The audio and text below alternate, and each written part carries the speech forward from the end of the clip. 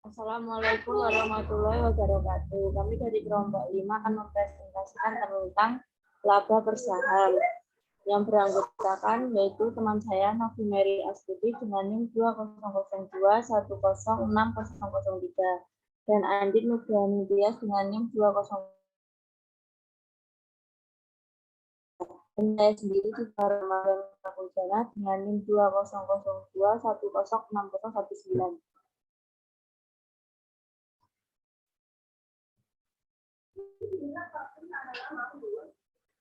Pengertian laba bersaham.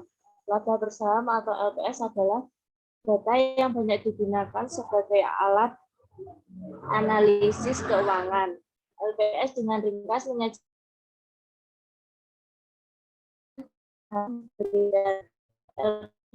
dengan harga pasar saham atau price earning ratio bisa memberikan gambaran tentang kinerja perusahaan dibandingkan dengan uang yang ditanam pemilik perusahaan.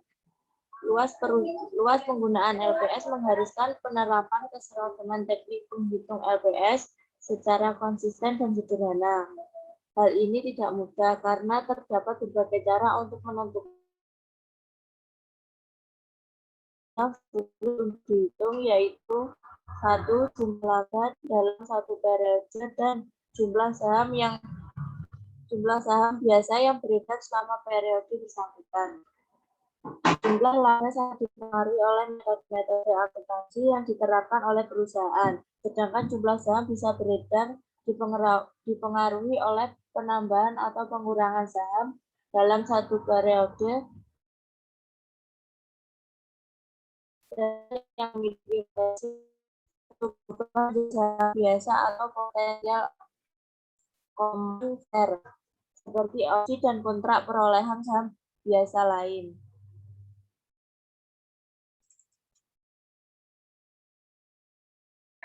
Tujuan pembelajaran. 1. Menghitung laba bersaham pada struktur modal sederhana. 2. Menghitung laba bersaham pada struktur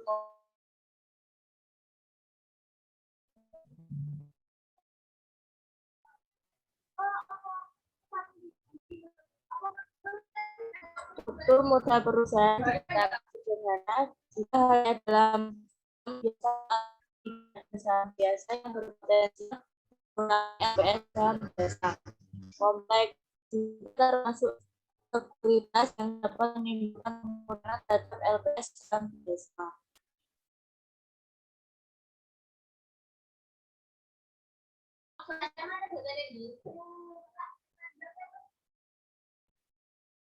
Laba bersaham pada struktur modal sederhana.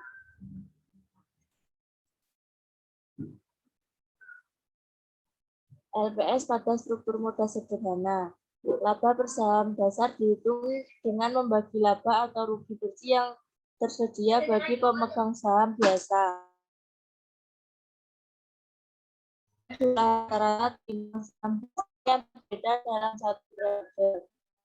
LPS dasar sama dengan laba bersih residual dibagi jumlah rata-rata tertimbang saham biasa.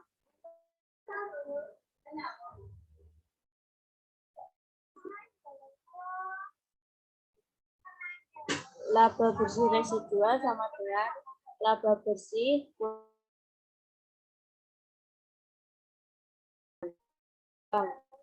bobot dari jumlah saham beredar berdasarkan bagian periode saham tersebut beredar.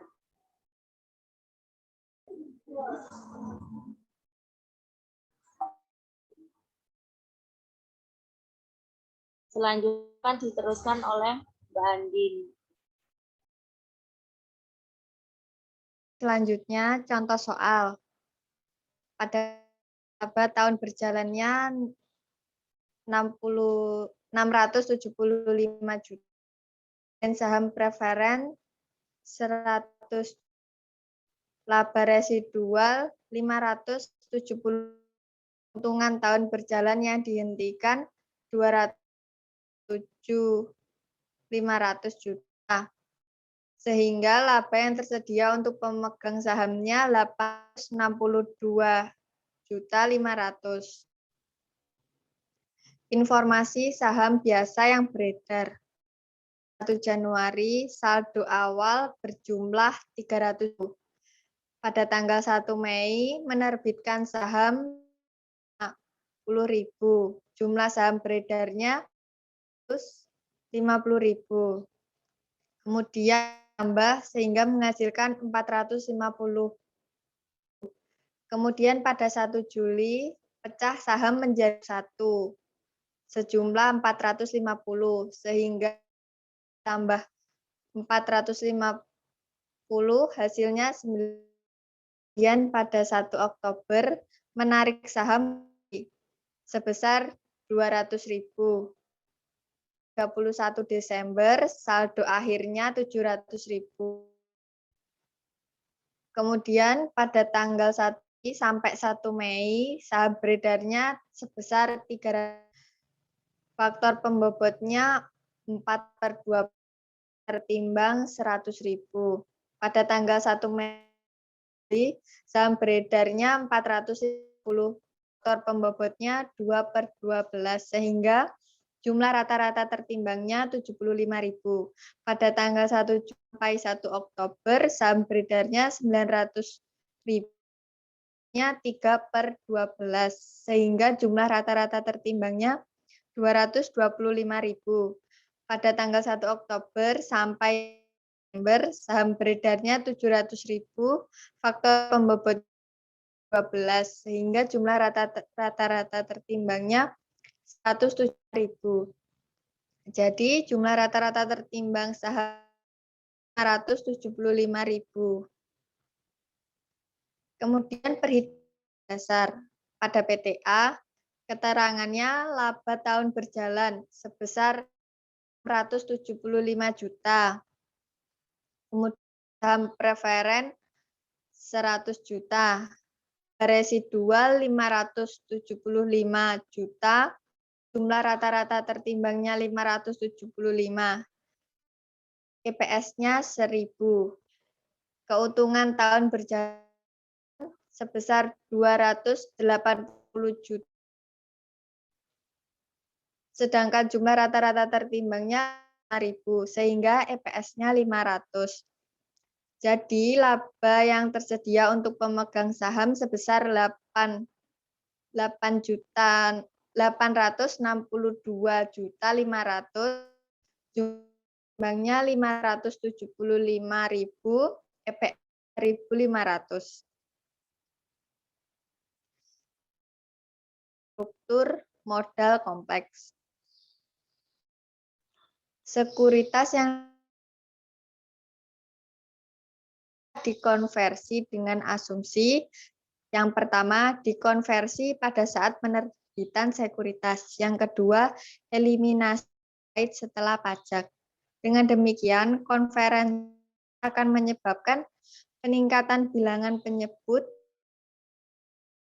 tertimbang saham beredar dan akan meningkatkan laba bersih. Jika tarif konversi berubah selama periode, maka perusahaan menggunakan tarif konversi yang paling mengurangi proporsi ekuiti paling dilutif. Selanjutnya akan dibacakan oleh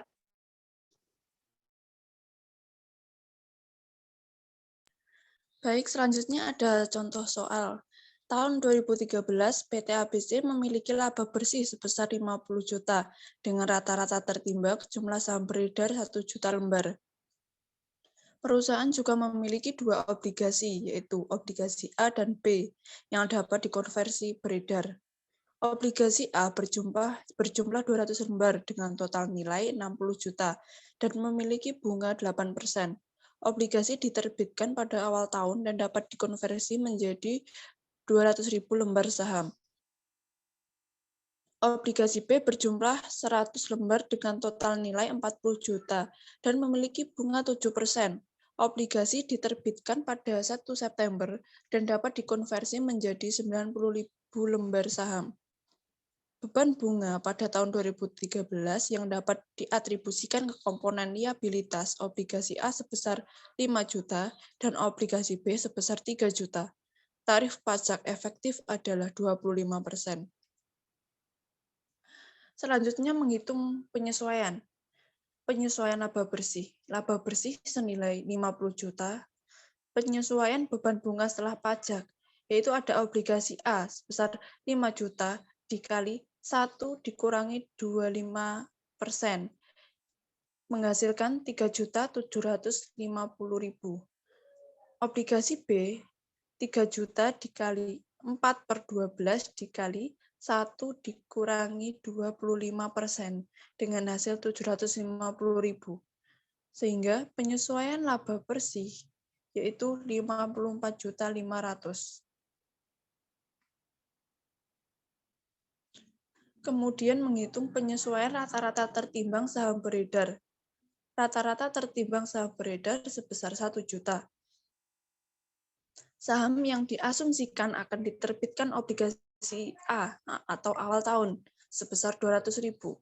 Obligasi B, tanggal penerbitannya tanggal 1 September, sehingga 4/12 dikali 90.000 lembar saham, dengan hasil 30.000. Penyesuaian laba bersih dengan total 1.230.000. Selanjutnya ada LPS struktur modal sederhana dengan hasil 50 juta dibagi 1 juta menghasilkan 50. Laba per saham struktur modal kompleks yaitu 54.500.000 dibagi 1.230.000 menghasilkan 44,31. Dengan hasil akhir laba